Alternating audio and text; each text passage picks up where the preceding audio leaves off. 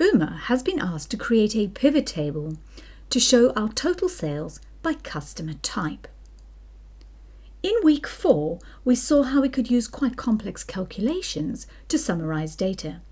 We're now going to look at how we could create this exact summary with just 4 clicks of the mouse and a pivot table. Let's see how it's done. So back in my order sheet, we're going to click anywhere in the data. Now I recommend that you first put your data in a table. This is not required, but it will make your pivot table much more responsive to changes. So we're going to come to our Insert tab, click Table, and press Enter. We're also going to give our table a sensible name, so I'm just going to call this Sales, and again Enter. Now to create the actual pivot, you must be clicked somewhere in your data, but again you do not need to select all of it. We then come back to our Insert tab, and on the far left is the Pivot Table button. This allows you to create your own pivot table from scratch. So we're going to click on that. That was our first click. Now you'll notice it has automatically picked up our sales table, and we do want to go into a new worksheet, so we're going to click OK. Second click. And there's our pivot table. Yeah, not too impressive at this stage, but what Excel's done is it has recognized we want a pivot table and it has given us a placeholder. We're now going to design our pivot table by using the pivot table fields list on the right-hand side. You will also notice there are 2 brand new ribbon tabs, Pivot Table Tools Analyze and Design. Now first of all, if you want to make your pivot table fields a little wider or a little narrower, they can be adjusted by clicking and dragging the edge. Each of the columns from our original dataset appears as a field in our field list. Now we want sales by customer type. So I'm going to find customer type and click in the checkbox. That's 3 clicks. Now to get my total sales, I'm going to scroll down till I get to total and click again. 4 clicks, and here is my report, total sales by customer type. That was really quick and easy. And not only that, but if we were to add some more data that had different customer types, all we need to do is hit the refresh button and the pivot table will automatically pick up those new values and add them to the pivot table. So very powerful, very quick.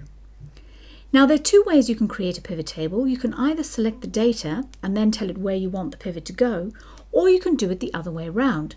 So if I now want a second pivot table, and I'll just give myself a little bit of space, so we're going to click into A12, and I now want another pivot table showing my total sales by account manager. Again, I'm going to come up to Insert and click Pivot Table. This time it knows where the table is going to go, but I need to tell it where to get the data from. And because my data is sitting in a table, I can just type in the name of the table and click OK. Again, I get my placeholder. This time I want Account Manager, so I'm going to click on Account Manager, and I also want Total Sales. Once again, 4 quick clicks, and there's my summary. Now, one of the things that makes pivots really, really powerful is they can easily be pivoted or changed to get different views on the data. So for example, Uma's regional manager has seen this summary and he's very impressed, but he would like a further breakdown by state. Well, if we were using our traditional formulas, that could take a while, but with pivots, all we need to do is come up and find our state. Now, before I click on it, something I should quickly explain.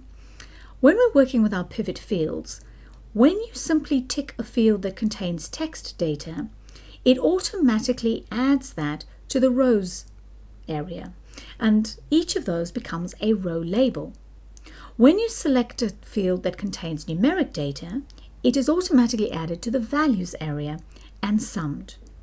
Now, we would actually like to add our state as a column label rather than a row label. We know if we tick it, it's going to hop into the rows, so instead we're going to grab our state, click, drag, and drop it directly into the columns area. And you can see it's now taken each of our states and added them as a column label. The marketing manager, however, has a different question. Rather than seeing a breakdown by state, he would like to see the sales trends over the last few years. So what I want to do now is get rid of state, and I do that by clicking, dragging, and dropping it off the field area. And then instead, I'm going to find order year, and I'm going to drag that into the columns area. And now I have a totally different view on my data. I can see total by year. So pivoting data can help us solve different questions or different problems. It can even allow us to experiment with the data and discover new trends and patterns.